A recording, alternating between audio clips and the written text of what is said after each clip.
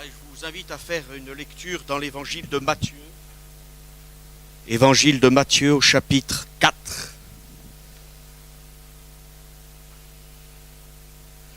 Voilà, nous aimons les évangiles et j'espère que vous les aimez aussi. Et si quelqu'un a peut-être de la difficulté à lire la Bible, je vous invite à la lire, à la relire et encore à la lire et à la relire. Amen. Voilà, parce que la Bible nous dit qu'au travers de la Bible, des Saintes Écritures, on peut être consolé. Amen. Ah oui, consolé. Ça, c'est formidable, la consolation. Hein? Voilà, la réconciliation, mais aussi la consolation. Il y a un cantique qui dit « Viens, âme qui pleure, viens à ton Sauveur ». Et quand Jésus parle, quand Jésus se manifeste, il délivre l'amour du Père, il glorifie son nom, il nous purifie par son sang, il nous oint de son esprit. Quoi de plus extraordinaire? Le monde cherche toutes sortes de choses, mais nous avons découvert Christ et c'est pour cela que nous sommes là. Et si quelqu'un ne le connaissait pas ou le connaissait peu, eh bien qu'il puisse ce soir s'abandonner dans les bras d'amour de Christ, comme nous l'avons dit. Voici ce qui est écrit dans Jean chapitre 4 et à partir du verset... Matthieu, pardon. J'ai dit quoi, Marc? Jean. Après, je citerai Jean sans doute, mais Matthieu, vous voyez. Matthieu, c'est la fin de la journée, mais je vais essayer de bien me concentrer. Matthieu, chapitre 4 et verset 12. Il nous a dit ceci: Jésus, ayant appris que Jean, il s'agit de Jean-Baptiste, avait été livré, se retira dans la Galilée. Il quitta Nazareth et vint demeurer à Capernaum, situé près de la mer, dans le territoire de Zabulon et de Nephtali, afin que s'accomplisse ce qui avait été annoncé par Ésaïe le prophète, le peuple de Zabulon et de Nephtali, de la contrée voisine de la mer, du pays au-delà du Jourdain et de la Galilée des païens, ce peuple, assis dans les ténèbres, a vu une grande lumière, et sur ceux qui étaient assis dans la région et l'ombre de la mort, la lumière s'est levée. Dès lors, Jésus commença à prêcher et à dire: repentez-vous, car le royaume des cieux est proche. Amen. Voilà le message de Christ. Repentez-vous, parce que le royaume des cieux est proche. Et le royaume de Dieu a été manifesté. Amen. Et ce soir, eh bien, il faut encore s'approcher de Christ. Et si quelqu'un n'a pas encore le pardon de ses péchés, se repentir, c'est-à-dire dire: Seigneur, je ne veux plus continuer comme ça. Je reconnais que je suis un pécheur et je veux que tu me changes. Je ne veux plus marcher comme autrefois. Je regrette ce que j'ai fait. Et Seigneur, je sais que toi seul peux me transformer. Amen. La Bible nous dit que Jésus a appris que Jean-Baptiste avait été livré. Jean-Baptiste, c'est celui qui précède Jésus dans la prédication de la repentance. Et la Bible nous dit que on a pris Jean-Baptiste, on l'a mis en prison et plus tard il sera décapité. Voilà, sous une impulsion sensuelle et de parti pris. Bref, et Jésus va se retirer dans la Galilée et il va quitter sa ville où il a vécu en tant qu'enfant à Nazareth, et il va venir à Capernaum, Capernaum qui signifie village ou aussi quelque part couverture de consolation.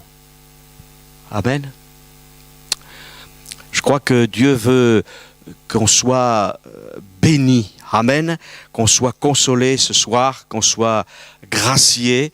Et il est question là d'un territoire qui est au nord d'Israël, qui est là donc près du lac de Galilée. C'était pas le centre religieux d'Israël, c'est une magnifique contrée, la Galilée. C'est au nord, c'est très verdoyant, c'est poissonneux parce qu'il y a le lac de Galilée. C'est une magnifique contrée et c'est une contrée qui était riche aussi quelque part. Mais c'était aussi une contrée qui était un petit peu méprisée par les gens religieux, par les gens de Jérusalem, parce qu'il y avait beaucoup d'étrangers qui s'étaient installés là. Il nous est fait mention justement de la Galilée des païens, vous voyez, et bien sûr aussi de tribus qui n'avaient pas peut-être le renom d'autres tribus, parce que vous savez que dans le peuple d'Israël, il y avait 12 tribus, et il y a des tribus plus prestigieuses que d'autres. la tribu de Lévi, d'où sortaient tous les prêtres, la tribu de Juda, la tribu royale, la tribu de Benjamin, qui est une tribu de gens très forts, très puissants, des soldats, des militaires, la tribu des Danites, qui étaient des gens qui ne se laissaient pas faire, qui avaient des capacités à juger, etc. Mais bon, les autres, ils étaient, semble-t-il, moins importants. Mais vous savez, il y a ce que l'homme voit comme important, et il y a ce que Dieu voit comme important. Et ça, c'est de tout temps. On pense que la fonction fait l'importance. Mais ce n'est pas la fonction qui fait l'importance. Ce qui fait l'importance, c'est qu'il y a dans le ciel un Dieu qui nous aime. Et pour nous, nous avons des valeurs. Mais lui, il a d'autres valeurs. Et l'une des valeurs importantes, c'est que qui que tu sois, tu as de la valeur aux yeux de Dieu. Ce qui a altéré ta vie, ce qui a souillé ta vie, c'est le péché. Mais Dieu t'aime et il veut te sauver, il veut te bénir. Et quelle que soit ta position, quelle que soit ta situation, quel que soit ce que pensent les hommes peut-être disent cet homme, il n'a aucune importance, il a une origine qui n'est pas noble, il n'a pas fait ceci, il n'a pas dit cela, il n'a pas agi de telle et telle manière, mais qu'importe, Dieu voit les hommes et les femmes qui sont au plus profond de la nuit, qui sont peut-être même pas vus de leurs contemporains. La preuve en est, c'est que dans ce texte, il nous est dit, et c'est un texte prophétique, puisqu'Ésaïe il parlera donc de cette région qui est enténébrée, qui est méprisée, qui est rejetée, mais dans lequel Dieu va manifester cette lumière. Et voici ce qui est écrit, ce peuple assis dans les ténèbres a vu une grande lumière. Alléluia. Et sur ceux qui étaient assis dans la région et l'ombre de la mort, la lumière s'est levée. Amen. J'aimerais qu'on puisse ce soir parler un peu de notre position. Où en sommes-nous? Ce soir, vous êtes assis. Moi, je suis debout. Mais la position assise, on l'apprécie. Vous avez remarqué, quand on a été pendant très longtemps à peut-être à faire des allées et venues, on a travaillé, etc. Eh bien, quand on arrive chez soi ou quand on arrive dans un lieu de repos, qu'est-ce qu'on fait? Avant peut-être d'aller se reposer pour la nuit, on s'assoit. C'est important d'être assis. Voilà, c'est soit on est debout, soit on est assis, soit on est couché. C'est les trois grandes positions qu'on connaît au cours de la vie. Et on a besoin de se coucher pour dormir, pour reprendre des forces. On a besoin très souvent d'être debout pour faire toutes sortes d'activités. Bien qu'aujourd'hui, il y ait beaucoup d'activités qui se font assis aussi. Mais assis, c'est assis parfois pour manger, assis pour parler, assis parce qu'on a fini la journée. C'est une position stable. Et qui peut être confortable, mais qui peut être aussi très inconfortable. Et qui peut être aussi une situation dans laquelle on est prisonnier. Et s'il y a des positions assises qui sont intéressantes, il y a aussi des positions assises qui sont là, qui nous décrivent l'état de l'homme dans son impuissance et dans sa misère. Et là, Dieu dit que cette région, elle est assis dans les ténèbres. Les hommes et les femmes sont assis dans les ténèbres. Ils sont même assis dans la région et l'ombre de la mort. Quelque chose de terrible. Mais vous savez, David avait dit, quand je passe par la vallée de l'ombre de la mort, tu es avec moi. C'est-à-dire que David était capable de croire que même dans les situations les plus difficiles, les plus ténébreuses, et qui parle de ténèbres, parle de l'adversaire, parle du diable, parle de l'occultisme, parle du spiritisme, de l'astrologie, de tous les trafics pas possibles, de l'ésotérisme. Et aujourd'hui, il n'y a jamais eu autant un grand développement de toutes ces sciences, de la sorcellerie. On reparle du druidisme, de toutes ces soi-disant sciences qui n'en sont pas, qui sont que des trafics du diable. Les ténèbres. On ne sait plus où on en est. Et puis avec les ténèbres, il y a la mort. Il ne faut pas oublier que juste au-dessus de cette région d'Israël, eh bien, il y avait justement, ensuite on pouvait aller en Orient, et il y avait, et la Bible nous dit que l'Orient, eh bien, c'est justement toute la magie. En quelque sorte, même Israël est pris entre deux pays, entre deux grandes régions où il y a des forces occultes, la puissance occulte de l'Égypte. Lorsque les enfants d'Israël ont voulu partir d'Égypte, eh bien, nous savons qu'il y avait des magiciens qui ont essayé d'empêcher Moïse de faire sortir le peuple, mais Dieu a étendu son bras puissant. Amen. Il a fait sortir son peuple. Et malheureusement, ce peuple, après, eh bien, n'a pas eu la sagesse et l'intelligence de garder la parole de Dieu, et il a méprisé Dieu, et Dieu l'a exilé en Orient. Et en Orient, il y avait aussi des magiciens, des Chaldéens, des gens qui trafiquaient. Daniel s'est retrouvé avec ces gens, mais de la même façon que Moïse a résisté aux magiciens d'Égypte, Daniel a su résister aussi aux magiciens d'Orient. Mais là, ils sont là dans cette situation, pris comme dans un étau. Mais même si tu es pris dans un étau, que tu as trafiqué avec les puissances de ténèbres et que tu es là assis comme bloqué, comme lié, eh bien, dans un monde de ténèbres, dans un monde où il te semble que c'est comme un appel à la mort, la vallée de la mort, l'ombre de la mort. Mais la Bible nous dit que Jésus est venu dans cette région. Amen. Il aurait pu dire, moi je suis le Fils de Dieu, moi je suis le Messie, donc je vais à Jérusalem. De toute manière, c'est la ville du grand roi. Non, mais Jésus est allé là où il y avait la misère. Alléluia. Et c'est ça qui est formidable. Il a quitté son ciel de gloire pour aller vers les plus épaisses ténèbres, dans les misères les plus profondes. Alléluia. Et cette lumière, elle a resplendi. Cette lumière, elle a éclairé cette région. Cette lumière, elle a pénétré non seulement dans cette région, mais elle a pénétré dans les cœurs. Amen. Gloire à Dieu. Être assis. On peut être assis sur le bord du chemin. Et je l'ai dit, je crois, il y a quelque temps, quand on est assis au bord du chemin, on voit on n'est pas dans une direction pour marcher. Hein, c'est ça qui est terrible, pour aller de l'avant. Vous savez, lorsque Dieu a dit à Abraham, il a dit, va marche devant, va marche devant moi. Dieu veut que nous marchions, non pas vers l'enfer. Il est venu pour justement nous faire un demi-tour. Mais il veut que nous marchions vers la Jérusalem céleste. Il veut que nous marchions vers le ciel. Alléluia. Et on est là assis. Et le diable voudrait qu'on reste assis. L'adversaire voudrait qu'on reste dans notre misère. Alors, quand on est sur le bord du chemin, on regarde l'autre bord du chemin. Et peut-être qu'en face de l'autre bord du chemin, il y a une autre personne qui est dans la même misère que nous. Et on s'échange des informations. Et on est là en train de mendier. Il y en a un qui mendie du travail. Il y en a un qui mendie, eh bien, je dirais, peut-être un confort affectif. L'autre qui dit, mais moi, j'ai la crainte de ceci et de cela, et on est là comme des mendiants. On est aveugle. La Bible nous dit que Bartimée, il était là sur le bord du chemin, il était aveugle. Mais il a entendu parler de quelqu'un. Amen. Et la Bible nous dit qu'il a crié parce qu'il ne voulait plus rester dans cette situation. Il était là, il n'avait pas de nom, il était le fils de Timée. Il n'avait pas d'espoir, il n'avait pas une vie normale, mais Dieu va lui donner plus qu'une vie normale, une vie éternelle. Amen. Assis au bord du chemin, dans sa cécité, dans sa maladie, dans sa souffrance, dans son rejet. La preuve en est, c'est que lorsqu'il commence à crier, fils de David, aie pitié de moi, la foule lui dit, tais-toi. On n'a pas envie que tu parles de ton problème. On n'a pas envie que tu parles de ta situation.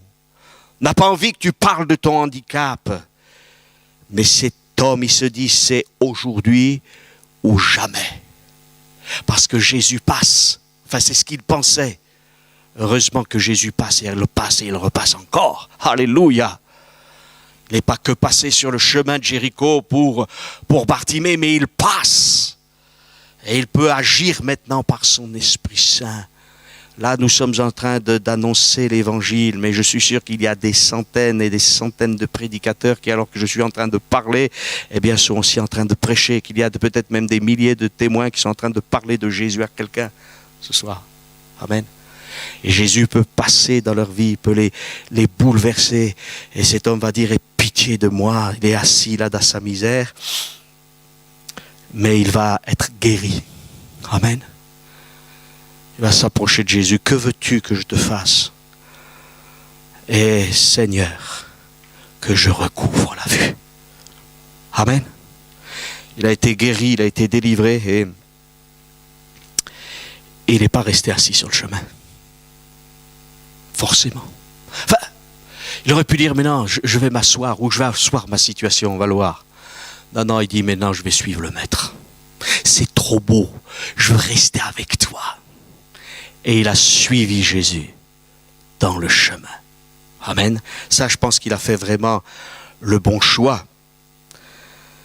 Il y a un homme qui a été assis à un moment donné parce qu'il a tout s'est écroulé pour lui. Il s'appelle l'apôtre Pierre. Il avait suivi Jésus pendant plus de 3 ans. Et il l'avait vu faire des miracles, des prodiges, chasser les démons. Il l'avait vu transfigurer sur la montagne. Et il pensait que tout allait aller encore crescendo. Hein? Et vous savez que parfois dans la vie chrétienne, ou dans la vie tout court, on dit ça marche, c'est bon, c'est formidable. Et à un moment donné, on a l'impression que tout s'écroule. Mais c'est compté sans la mort, mais aussi la résurrection de Jésus. Et ce que Pierre n'avait pas prévu, et il y a beaucoup de choses qu'on ne prévoit pas dans la vie, vous avez remarqué, beaucoup de choses. On essaye de tout programmer, mais ce n'est pas nous qui pouvons programmer toute notre vie. On ne peut pas programmer la vie et la mort des nôtres, ni même notre propre vie ou notre propre mort. On ne peut pas programmer notre propre santé, on ne peut pas programmer nos études ou nos capacités, on ne peut pas programmer notre travail. Il y a beaucoup de choses qu'on ne peut pas programmer. Et lui, il avait programmé, il se disait, voilà, Jésus est descendu à Jérusalem sur l'Annon, voilà, maintenant il va devenir roi de Jérusalem, tout le monde va l'accepter. Et là, il va s'apercevoir que c'est tout le contraire, il va être rejeté. Et il pense que parce qu'il va aller qu'il va mourir, qu'il va être condamné, maintenant c'est fini, c'est terminé. Et il est assis là près du feu. Il est dans le désespoir. Bien sûr, il va renier son maître parce qu'il ne connaît pas, il n'a pas compris le programme de son maître. Et parfois, on ne comprend pas le programme de Dieu. On dit, mais ce n'est pas possible ce qui m'arrive. Mais sache qu'il y a quelque chose de formidable pour toi, de toute manière, dans la fin. Parce qu'il faut voir la fin. Et le problème, c'est que Pierre, il est là et on a tous vécu ce genre de choses. On est là avec notre situation, avec notre drame. On se dit, mais c'est fini, alors maintenant, toute cette belle histoire, elle s'écroule. Non, parce que la chose la plus importante, c'est l'éternité avec Jésus. Donc, il faut avoir les regards fixés là-dessus. Mais Pierre, il est là dans son désespoir. Il y a peut-être quelqu'un qui est dans son désespoir ce soir. J'aimerais te dire, non, regarde. Tu es assis auprès du feu, tu essayes de te réchauffer, il est là auprès d'un brasier, puis il renie son maître, il a peur. Et la peur, c'est terrible, être assis dans la peur, dans la crainte. Jésus l'a regardé, il lui avait annoncé toutes ces choses. Mais vous savez, il y a eu aussi quelque chose à un moment donné, c'est que Jésus s'est révélé à Pierre ressuscité. Amen. Et là, Pierre a repris courage. Ton Jésus, il vit. Amen. Jésus vit. Il est vivant pour l'éternité. Il est celui qui vit. D'abord parce qu'il est Dieu. Amen. Et on ne peut pas arrêter la vie qui est en Dieu. Il est Dieu. Il était, il est et il sera. Et en tant que fils de l'homme, on l'a crucifié. Mais il est ressuscité. Il a porté nos péchés. Notre misère, mais il est ressuscité. Alors, Dieu veut te faire sortir de ta crainte, de ta détresse. Et il veut que tu te lèves. D'ailleurs, c'est quoi la résurrection? C'est se lever. Se relever d'entre les morts. Et pour que nous ayons une nouvelle vie, il faut que nous mourions au péché. Et que nous nous relevions pour que Dieu nous donne une place, on va le découvrir. Amen. Il y a toutes sortes de situations dans lesquelles on est ou dans lesquelles Jésus veut nous faire sortir. Il y avait un homme qui s'appelait Lévi ou Matthieu, c'est le même personnage. Et la Bible nous dit qu'il était assis au bureau des péages. Il était là dans son travail. Alors bien sûr, il faut travailler, hein, c'est pas ça. Bon, il percevait les taxes pour l'occupant romain. C'était pas le travail le plus apprécié de ses contemporains. On n'a jamais trop aimé les gens qui relèvent les impôts et encore moins pour un État qui est un État envahisseur, une nation qui a rendu l'autre nation esclave. Et il était là, il était assis au lieu des péages. Mais Jésus va lui dire quelque chose. Suis-moi. Et la Bible nous dit que cet homme s'est levé. Il n'est pas question, je pense, de voir dans cet appel le fait que Jésus nous appelle à ne plus travailler ou à quitter tous notre travail, mais à ne pas être bloqué dans une situation. S'il y avait peut-être quelqu'un qui pensait que Jésus ne s'intéresserait pas à lui, c'est bien Lévi ou Matthieu. Parce qu'il se disait, moi je suis un péager, je suis un pécheur. Il y a les religieux, mais l'évangile c'est pas pour moi. Vous voyez? Et il était là dans son conformisme, dans sa situation, mais il a été appelé par Jésus. Amen. Et les affaires de ce monde, les choses de ce monde, la position que nous avons dans ce monde, ne peut pas empêcher le Fils de Dieu de nous appeler, alléluia, pour le suivre. Amen. Pour le suivre, non pas pour ne plus rien faire, mais pour le suivre et pour le servir et pour l'adorer. Amen. C'est important, des fois, de débloquer avec les choses de ce monde, avec les conceptions de ce monde. Moi, je ne peux pas. Je ne suis pas quelqu'un de valable pour le royaume de Dieu. Mais la Bible nous dit que Dieu a tellement aimé le monde qu'il a donné son Fils unique afin que quiconque croit en lui ne périsse point, mais qu'il ait la vie éternelle. On peut sortir de prison. Eh bien, Dieu nous aime. On peut être en prison et Dieu nous aime. On peut avoir fait des choses terribles, mais Dieu nous aime. Et Dieu nous dit maintenant, il faut que tu sortes de cet état-là. Parce que Dieu t'aime. Amen. Le plus terrible, c'est quand on est assis dans l'indifférence. Ça, c'est plus grave. Jésus dira, à qui comparerai-je cette génération?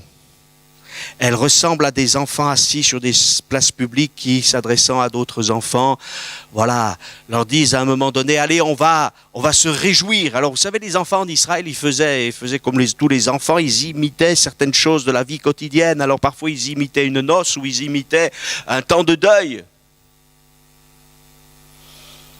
Et les enfants, des fois, faisaient une sorte de mime de théâtre en disant, voilà, c'est la mort de ceci, c'est la mort de cela, alors on se lamente, on imite les adultes. Ou alors, parfois, ils disaient, voilà, on va faire comme les adultes qui font la fête, qui dansent. Et Jésus dira, voilà, Jean-Baptiste est venu en leur vous disant, eh bien, qu'il fallait vraiment être sérieux, qu'il fallait vraiment, eh bien, mettre les choses d'aplomb avec Dieu. C'était quelque chose qui était dur, qui était difficile, qui était triste, qui parlait de mort à soi-même. Et vous n'avez pas écouté, vous dites, celui-là, il ne nous intéresse pas, il est trop rigoureux. Dieu parle. Mais nous, on est assis dans notre indifférence. Puis Dieu dit, je vais leur parler différemment, je leur envoie mon Fils. Et là, il n'est plus question de jeûne et de prière, mais il est question d'être à table avec Jésus, de se réjouir parce qu'il va donner sa grâce. Et là, avec Jésus, ils ont dit, non, celui-là, il s'attable avec des pécheurs, on n'en veut pas. Sois indifférent. La Bible nous dit que Dieu parle tantôt d'une manière, tantôt d'une autre, on n'y prend point garde. Et les deux messages, ils sont complémentaires, ils étaient nécessaires. Il y avait une préparation pour se dire, c'est vrai, on est des pécheurs. Et puis il y avait aussi un contact avec Jésus pour se dire, oui, on est des pécheurs, mais il vient pour nous transformer par sa grâce. Et ils étaient assis dans leur indifférence. Notre société occidentale est typiquement indifférente. Il peut y avoir un miracle, ils disent, oui, on n'est pas sûr du miracle. Il peut y avoir une vie transformée, ils disent oui, mais ça c'est le fait du hasard, il a cru, c'est quelque chose de psychique, de psychologique. On ne croit pas. On est assis dans notre indifférence. Et on préfère écouter les sages de ce siècle qui n'ont rien à nous apporter, qui nous donneront ni secours social, ni secours moral, ni secours mental, mais qui discutent, qui parlent, qui font du monde un laboratoire. C'est quelque chose de terrible. Puis parfois, on est dans une situation et on aimerait aussi être assis avec Dieu, vous savez. Mais avec facilité. On a de la présomption.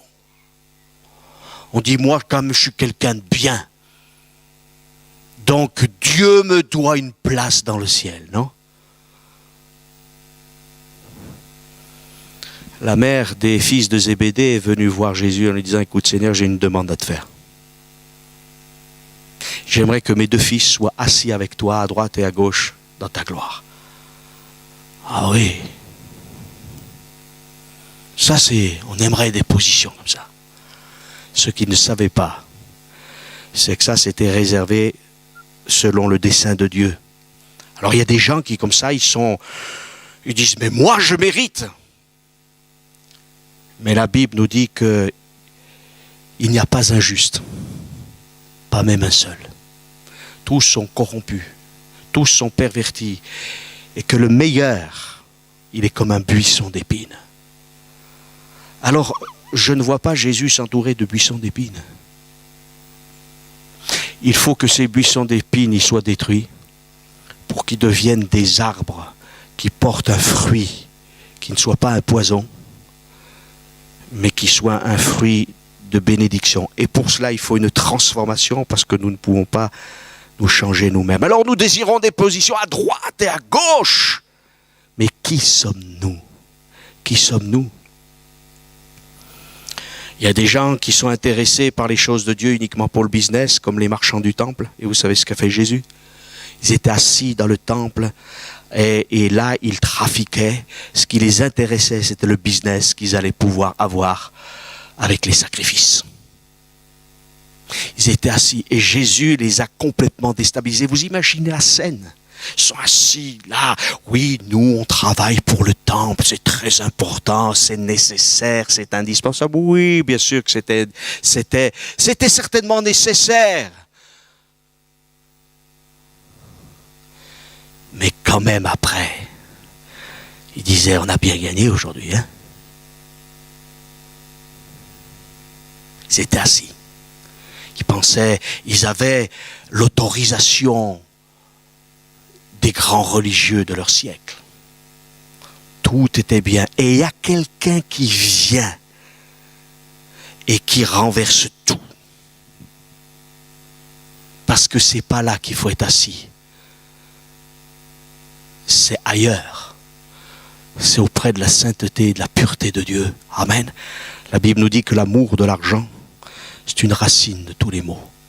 Dieu ne dit pas qu'il ne faut pas avoir d'argent, qu'il ne faut pas être sage, qu'il ne faut pas avoir travaillé. Il faut travailler, on a de l'argent pour répondre à nos besoins, ceux de notre famille, etc., etc. Bien sûr, ça, il le faut. Mais l'amour de l'argent. Et dans notre siècle, on a de plus en plus de gens qui s'assoient. Et tant pis pour les autres, ça ne fait rien si les autres n'ont rien. Mais Jésus ne veut pas qu'on soit assis là. Il y a aussi les religieux qui étaient assis dans la chair de Moïse. Alors ils sont là avec leurs principes, avec leur religion. Et peut-être que là aussi tu t'accroches à ta religion, tu t'accroches à tes principes légalistes. Même tu dis oui mais l'évangile dit que ceci, cela. Alors tu es dans la... Non pas, il y en a ils ne sont pas dans la chair de Moïse, mais ils sont dans la chair de tel prédicateur. Ils ont lu tel livre, ils ont lu tel commentaire. Et ils sont assis là, ou alors ils ont vécu avec un pasteur quelque chose de formidable. Alors ils disent oui mais le frère un tel a dit ça, puis il y a 10 ans, il y a 15 ans, il y a 20 ans on a vécu ça. Mais c'est pas ça que Jésus veut pour nous. Il veut qu'on soit avec lui. Et lorsque les premiers disciples ont entendu Jean-Baptiste dire « Voici l'agneau de Dieu qui ôte le péché du monde », ils ont voulu savoir où était Jésus. Pour être avec Jésus, pour être assis avec Jésus, et être assis à la table avec Jésus, c'est formidable. Amen. Il y a aussi les gens qui disent « Moi, de toute manière, j'estime, je juge un petit peu comme Hérode qui était assis au tribunal pour juger Jésus. » Quelqu'un qui avait du sang sur ses mains. Et qui est capable de dire à ses contemporains, je m'en lave les mains, mais tu peux laver tes mains tant que tu veux. Tu es assis et tu es un juge, pas impartial, tu es un juge partial. Ce qui t'intéresse, c'est de garder ta position. Mais heureusement, le Seigneur Jésus est venu pour tout bouleverser. Et la Bible nous dit que Jésus s'est assis lui aussi. Amen. Et qu'est-ce qu'il a fait? Quand Jésus était assis, très souvent, il enseignait. Amen. Il s'est assis dans la barque de Pierre et il enseignait la foule. Alléluia. Même avant que Jésus commence son ministère terrestre, il était assis au milieu des docteurs à l'âge de 12 ans. Alléluia. Et là, avec la connaissance extraordinaire qu'il avait, il les étonnait tous. Amen. Vous voyez tout ce que je viens de citer, la misère, les ténèbres, le travail, l'indifférence, la présomption, le commerce, le formalisme religieux, le jugement partial, tout ça, on est assis là-dedans. Notre société est assise là-dedans, mais elle n'est pas assise dans la connaissance du Fils de Dieu. Or, la Bible nous dit ceci, que Dieu veut que tous les hommes soient sauvés et parviennent à la connaissance de la vérité. Amen. Et on peut connaître beaucoup de religions, on peut être très instruit, on peut avoir beaucoup d'argent, ou alors on peut être dans la misère, mais tout ça, ça ne nous satisfait pas. Mais quand on a rencontré Jésus, on a rencontré le Sauveur du monde, on a rencontré le Seigneur de notre vie, et ça, c'est quelque chose d'extraordinaire. Amen. Un jour, Jésus est monté sur une montagne. Il nous a dit, après qu'il se fut assis, ses disciples s'approchèrent de lui. Je crois que ce qui fait la grande différence avec Jésus, même pourtant c'est le Fils de l'homme, il est là dans son humilité, c'est qu'il est assis aussi avec une excessive grandeur morale. J'en parlais mardi, mais ce qui gênait les gens de son époque et qui gêne toujours nos contemporains, quels que soient les siècles, les années, c'est pas le fait que Jésus ait fait de bonnes choses, des miracles et tout ça, on apprécie, que Jésus ait dit aimez-vous les uns les autres, ça on aime bien. Ce qui dérange dans le christianisme, c'est le côté où Dieu nous dit ça c'est pas bien et ça c'est bien. Et toi qui es un pécheur ou une pécheresse, tu peux pas faire ce qui est bien. Et tu as de la facilité à faire ce qui n'est pas bien et ce qui est mal. Et ça nous dérange. Parce que Jésus est assis et il nous dit, voilà votre situation. Mais ce qu'il y a de glorieux chez Jésus, c'est qu'il n'est pas là pour nous dire, voilà ta situation, tu es assis dans le péché, tu es assis dans la misère, tu es assis dans l'orgueil, tu es assis dans la violence. Tu es assis dans ton désespoir, dans ton indifférence. Il nous le dit. Mais il pourrait nous dire quelque chose qui pourrait nous détruire à tout jamais. Il pourrait nous dire, eh bien, puisque tu y es, tu y restes, je t'aime pas, débrouille-toi. Mais ce n'est pas le message de l'évangile, ça. Le message de l'évangile, c'est tout autre chose. Tu es assis dans la misère, tu es dans la boue, tu es dans la souillure. Je te le dis. Mais moi, je suis assis auprès de toi, dit Jésus, pour que tu ne sois plus assis dans ce péché, dans cette misère, mais pour que tu viennes t'asseoir dans ma sainteté, dans ma pureté, dans ma vie, et que tu puisses dire non au péché. Amen. C'est pour ça que Jésus s'est assis auprès d'un puits, près du puits de Sichar. Et il a commencé quelque chose. Il a commencé à dire à une femme, donne-moi à boire. C'est tout. Et cette femme, elle a commencé à être déstabilisée. Vous connaissez l'histoire. D'abord parce que c'était une femme, elle n'était pas juive, etc. C'était complètement quelque chose qui n'aurait pas dû se faire, qui n'aurait pas dû se vivre. Mais Jésus était assis là au bord du puits pour cette femme et pour ces Samaritains. Amen. Et cette femme pourra dire, il m'a dit tout ce que j'ai fait. C'est ça le message de l'évangile. Dieu nous dit ce que nous sommes et ce que nous avons fait. Mais il n'a pas dit à la femme maintenant, tu vois un peu ta misère, tu vois un peu ta vie matrimoniale, tu vois un peu tout ce que tu as fait. Mais débrouille-toi. Non. Il lui révèle qu'il est le Messie, qu'il peut tout et qu'il vient chercher des adorateurs. Comment faire d'un pécheur un adorateur? C'est pas possible. Si ce n'est que le sang de Jésus vienne sur notre vie. Et que son sang nous purifie de tout péché. Jésus était pourtant fatigué du voyage et je peux comprendre.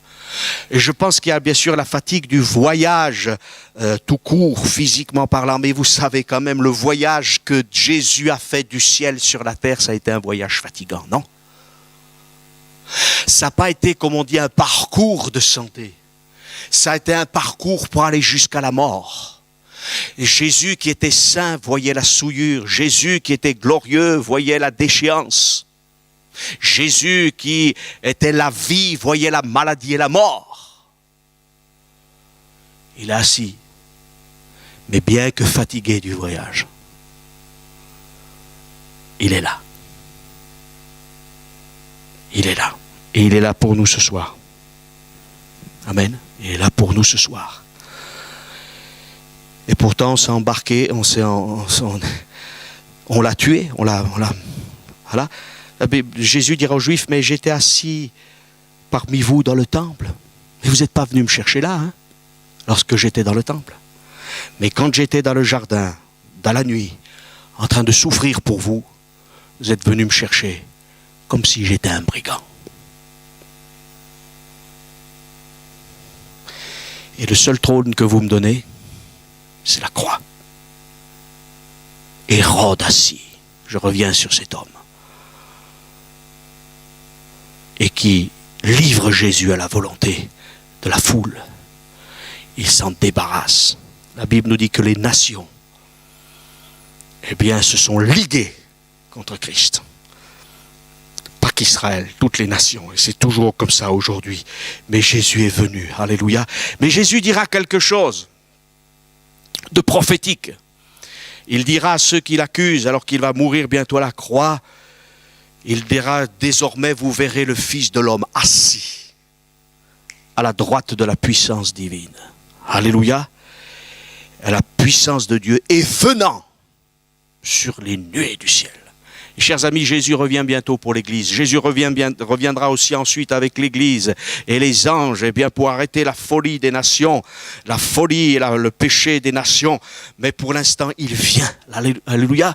Et il est là au milieu de nous par son Esprit Saint. Alléluia. Et il veut faire quelque chose de glorieux. Amen.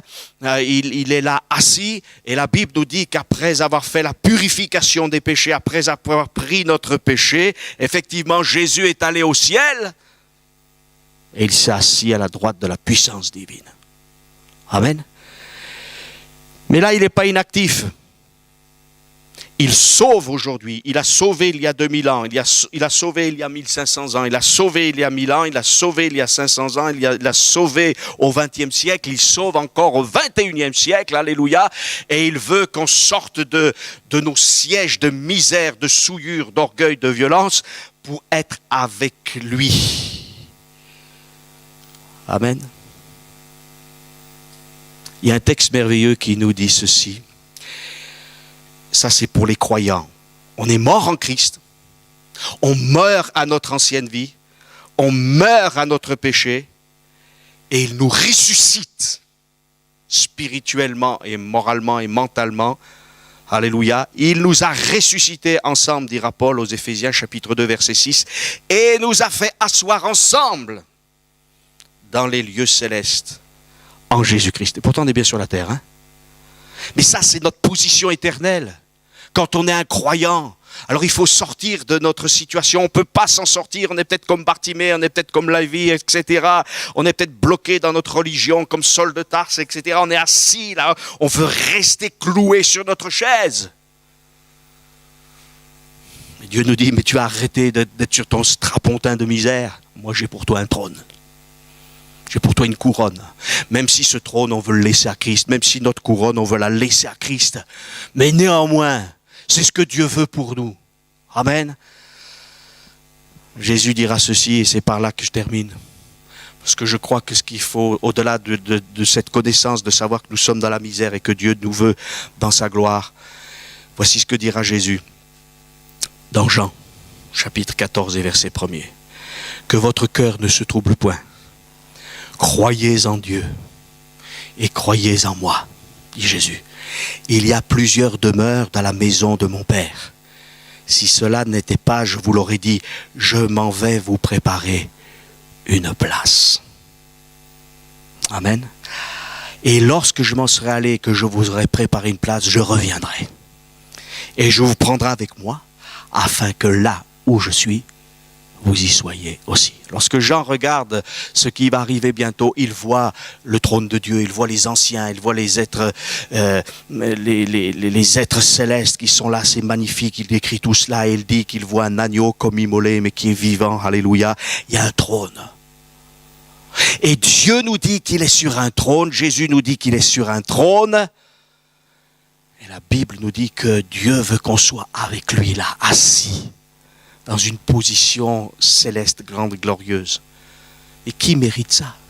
On mériterait la prison, on mériterait la mort, mais le Fils de Dieu a subi la prison, la mort, le péché. Il a été fait péché pour nous, afin que nous échappions à la mort. Il a pris notre place. Il a pris notre place. C'est nous qui aurions dû être cloués sur la croix, qui aurions dû être condamnés et assis pour toujours dans les ténèbres. Je reviens sur mon texte de départ. Ce peuple assis dans les ténèbres, assis dans la région et l'ombre de la mort. Ça aurait dû être notre situation éternelle. Ça, c'est une situation temporaire pour les gens de Zabulon et de Nephtali. Mais pour tous les êtres humains, ça aurait dû être la destination éternelle. Mais il est venu donc au plus profond des ténèbres pour nous faire amener à la lumière. Il nous a dégagés de la région de l'ombre de la mort pour être en pleine vie avec lui. Amen. On va prier le Seigneur maintenant.